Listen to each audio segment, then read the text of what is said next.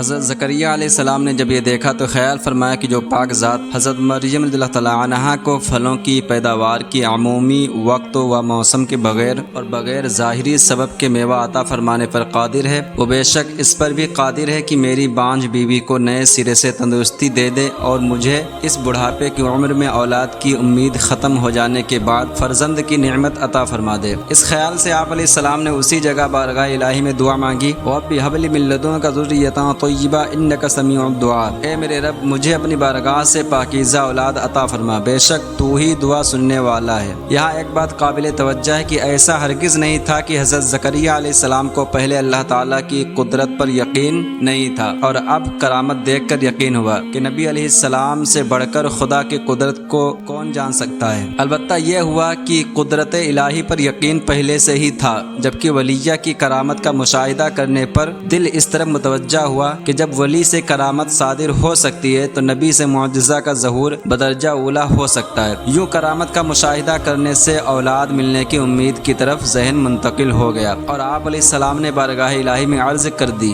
حضرت زکریہ علیہ السلام نے پاکیزہ اولاد کی دعا مانگی۔ اس سے معلوم ہوا کہ صرف اولاد کی دعا نہیں کرنی چاہیے کہ اولاد تو سخت آزمائش بھی بن سکتی، بلکہ پاکیزہ کردار والی اولاد کی دعا کرنی چاہیے تاکہ اس سے دنیا و آخرت کا سکون نصیب ہو۔ حضرت زکریہ علیہ السلام کی عمر شریف 75 یا 80 سال تک پہنچ چکی تھی، مگر آپ علیہ السلام کے پاس اولاد جیسی نعمت نہ تھی۔ دوسری طرف آپ علیہ السلام کو اپنے رشتہ داروں میں سے بھی کوئی ایسا نیک و صالح مرد نظر نہیں آتا تھا جو آپ علیہ السلام کی وفات کے بعد اس قابل ہو کہ وہ علم و نبوت میں آپ علیہ السلام کا جانشین بن سکے اور دین کی خدمت انجام دے سکے، بلکہ آپ علیہ السلام کے کئی رشتہ دار شریر تھے اور آپ کو خوف تھا کہ کہیں میرے بعد یہ دین میں تبدیلیاں شروع نہ کر دے۔ اسی وجہ سے آپ علیہ السلام بہت فکر مند رہتے تھے، اور یہ احساس جب بہت زیادہ بڑھا تو ایک مرتبہ یوں دعا کی، رب انی وعن العدو منی واشتعل الرأس شیبا ولم اکن بدعائک رب شقیا وانی خفت الموالی من ورائی وکانت امراتی عاقرا فہب لی من لدنک ولیا یرثنی ویرث من آل یعقوب واجعلہ ربی رضیا۔ اے میرے رب بے شک میری ہڈی کمزور ہو گئی اور سر نے بڑھاپے کا شعلہ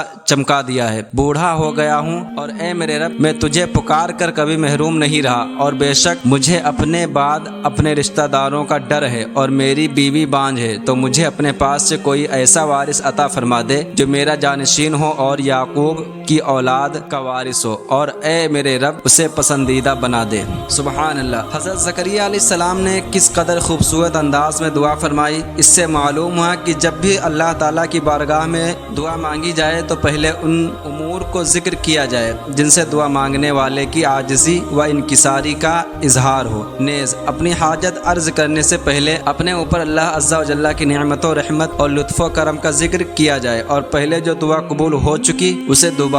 دعا کرتے وقت اللہ تعالیٰ کی بارگاہ میں وسیلہ بنایا جائے۔ یہاں مزید 3 باتیں قابل توجہ ہیں کہ جس وقت حضرت زکریہ علیہ السلام نے بیٹے کے لیے دعا کی اس وقت آپ کی زوجہ کی عمر تقریباً 70 سال تھی، نیز آپ علیہ السلام کا نیک بیٹے کی دعا کرنا دین کے لیے تھا، نہ کہ کسی دنیاوی غرض سے۔ یوں ہی انبیاء علیہ السلام کی وراثت علم و حکمت ہی ہوتی ہے، اسی لیے آپ علیہ السلام نے دعا میں اسی وراثت کا ذکر فرمایا ہے۔ مزید یہ کہ بیٹے کی دعا کرنا سنت انبیاء علیہ السلام ہے، مگر اس لیے کہ وہ توشہ آخرت ہو۔ البتہ بیٹی پیدا ہونے پر غم ہرگز نہیں کرنا چاہیے کہ یہ کفار کا طریقہ ہے۔ حضرت زکریہ علیہ السلام بڑے عالم تھے، بنی اسرائیل کی قربانیاں بارگاہ الہی میں آپ علیہ السلام ہی پیش کیا کرتے تھے، اور مسجد شریف میں آپ علیہ السلام کی اجازت کے بغیر کوئی داخل نہیں ہو سکتا تھا۔ ایک دن آپ علیہ السلام دروازہ بند کر کے محراب میں نماز ادا فرما رہے تھے اور لوگ باہر داخلے کی اجازت کا انتظار کر رہے تھے کہ اچانک آپ علیہ السلام نے ایک سفید پوش نوجوان دیکھا۔ وہ حضرت جبریل علیہ السلام تھے۔ انہوں نے آپ علیہ السلام کو فرزند کی بشارت دیتے ہوئے عرض کی، ان اللہ یبشرک بیحییٰ مصدقا بکلمۃ من اللہ وسیدا وحصورا ونبیا من الصالحین۔ بے شک اللہ آپ کو یحییٰ کی خوشخبری دیتا ہے جو اللہ کی طرف کے ایک کلمہ کی تصدیق کرے گا، اور وہ سردار ہوگا اور ہمیشہ عورتوں سے بچنے والا اور صالحین میں سے ایک نبی ہوگا۔ یہ غیبی خبر حضرت جبریل علیہ السلام کے ذریعے حضرت زکریہ علیہ السلام کو معلوم ہوئی۔ آپ علیہ السلام کو بشارت ملی کہ آپ علیہ السلام کو ایسا بیٹا عطا کیا جائے گا جس کا نام یحییٰ ہوگا، اور وہ اللہ عز و جل کے کلمہ یعنی حضرت عیسیٰ علیہ السلام کی تصدیق کرے گا۔ نیز مذکورہ بالا آیت میں ذکر ہوا کہ حضرت زکریہ علیہ السلام کی دعا مانگنے ہونے کے بعد فرشتوں نے انہیں حضرت یحییٰ علیہ السلام کی بشارت دی، جبکہ سورہ مریم میں ہے یا زکریا انا نبشرک بغلام اسمہ یحییٰ لم نجعل لہ من قبل سمیہ، اے زکریا ہم تجھے ایک لڑکے کی خوشخبری دیتے ہیں جس کا نام یحییٰ ہے، اس سے پہلے ہم نے اس نام کا کوئی دوسرا نہ بنایا۔ اس آیت سے یہ ثابت ہوتا ہے کہ اللہ تعالیٰ نے انہیں حضرت یحییٰ علیہ السلام کی بشارت دی۔ ان دونوں آیات میں تضاد نہیں کہ فرشتوں کی بشارت بھی اللہ تعالیٰ کی طرف منسوب ہو سکتی ہے کہ وہ حکم خداوندی ہی سے آئے تھے، اور یہ بھی ممکن ہے کہ یہ بشارت 2 مرتبہ دی گئی ہو، جیسا کہ امام فخر الدین رازی رحمۃ اللہ علیہ فرماتے ہیں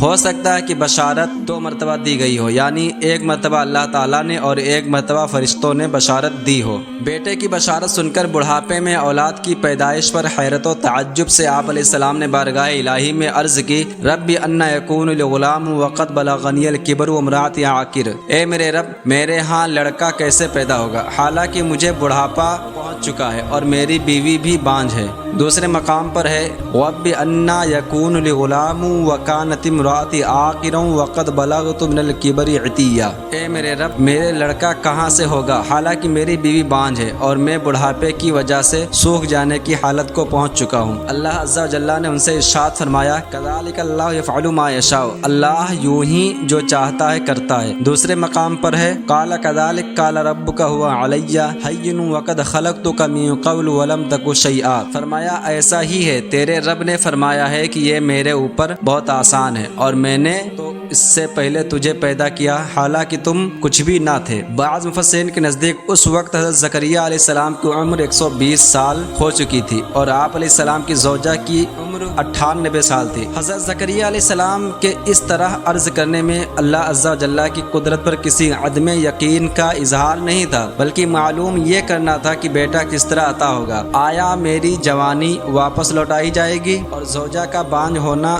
دور کیا جائے گا، یا ہم دونوں اپنے حال پر رہیں گے؟ اس کے جواب میں فرمایا گیا کہ بیٹا اسی حالت میں دیا جائے گا اور یہ اللہ تعالیٰ کے لیے بہت آسان ہے کہ وہ بڑھاپے کے عوارض دور کر کے آپ میں جوانوں کی سی قوت و توانائی پیدا کر دے اور آپ کی بیوی کا مرض دور کر کے انہیں صحت عطا کر دے، جیسے اللہ تعالیٰ نے حضرت یحییٰ علیہ السلام سے پہلے آپ یعنی حضرت زکریا علیہ السلام کو اس وقت پیدا کر دیا جب آپ کچھ بھی نہ تھے۔ تو جو رب تعالیٰ معدوم کو موجود کرنے پر قادر ہے وہ بڑھاپے میں اولاد عطا فرمانے پر بھی یقیناً قادر ہے۔ حضرت زکریا علیہ السلام کو جب یہ بتا دیا گیا اسی عمر میں بیٹا عطا ہوگا تو آپ علیہ السلام نے مزید عرض کی رب اجعل لی آیہ، اے میرے رب میرے لیے کوئی نشانی مقرر فرما دے۔ اللہ تعالیٰ نے نشانی مقرر کر دی اور فرمایا آیتک اللہ تکلم الناس ثلاثۃ ایام الا رمزا واذکر ربک کثیرا وسبح بالعشی والابکار، تیری نشانی یہ ہے کہ تم 3 دن تک لوگوں سے صرف اشارے سے بات چیت کر سکو گے اور اپنے رب کو کثرت سے یاد کرو اور صبح و شام اس کی تسبیح کرتے رہو۔ یاد رہے کہ صرف اشارے سے بات چیت کر سکنے سے مراد یہ نہیں ہے کہ آپ کو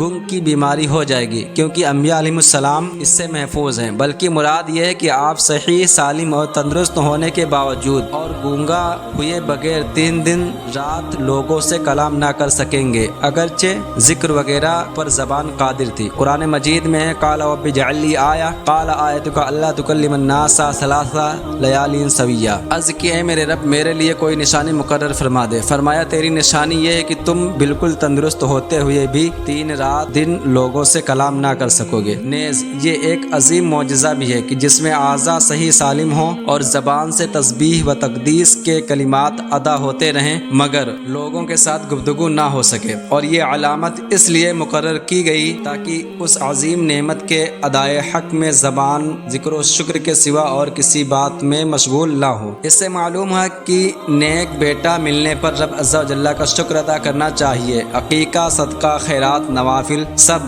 اسی نعمت کا شکریہ ہے۔ اسی سے یہ اشارہ بھی لیا جا سکتا ہے کہ چونکہ ہمارے آقا صلی اللہ علیہ وآلہ وسلم رحمۃ للعالمین اور کائنات کی سب سے عظیم ترین نعمت ہے، اس لیے اس نعمت کا شکر نبی کریم صلی اللہ علیہ وسلم کی محبت، تعظیم، اطاعت، اتباع سنت، مطالعہ سیرت، اشاعت دین، ذکر خیر اور میلاد منانے کی صورت میں ہمیشہ ادا کرتے رہنا چاہیے۔ ایک دن حضرت زکریا علیہ السلام اپنی نماز کی جگہ سے باہر نکلے جبکہ لوگ محراب کے پیچھے انتظار میں تھے کہ آپ علیہ السلام ان کے لیے دروازہ کھولیں تو وہ داخل ہو کر نماز پڑھیں۔ جب حضرت زکریا علیہ السلام باہر آئے تو آپ علیہ السلام کا رنگ بدلا ہوا تھا اور آپ گفتگو نہیں فرما سکتے تھے۔ یہ حال دیکھ کر لوگوں نے دریافت کیا کیا حال ہے؟ آپ علیہ السلام نے انہیں اشارے سے کہا کہ صبح و شام تسبیح کرتے رہو اور عادت کے مطابق فجر و عصر کی نمازیں ادا کرتے رہو۔ اب حضرت زکریا علیہ السلام نے اپنے کلام نہ کر سکنے سے جان لیا کہ آپ کی زوجہ محترمہ حاملہ ہو گئی ہیں۔ قرآن پاک میں ہے فخرج علی قومہ من المحراب فاوحی الیہم ان سبحوا بکرۃ وعشیا، پس وہ اپنی قوم کی طرف مسجد سے باہر نکلے تو انہیں اشارہ سے کہا کہ صبح و شام تسبیح کرتے رہو۔ ایک عرصے تک آپ علیہ السلام نے بنی اسرائیل میں تبلیغ و ہدایت اور رشد و نصیحت کا فریضہ اثر انجام دیا اور آخر کار وصال ظاہری فرمایا۔ آپ علیہ السلام کی وفات سے متعلق بعض مورخین کے رائے یہ ہے آپ علیہ السلام کی وفات طبعی موت کے ذریعے ہوئی، اور بعض یہ کہتے ہیں کہ کچھ عرصہ گزرنے کے بعد حالات نے کروٹ بدلی اور یہودی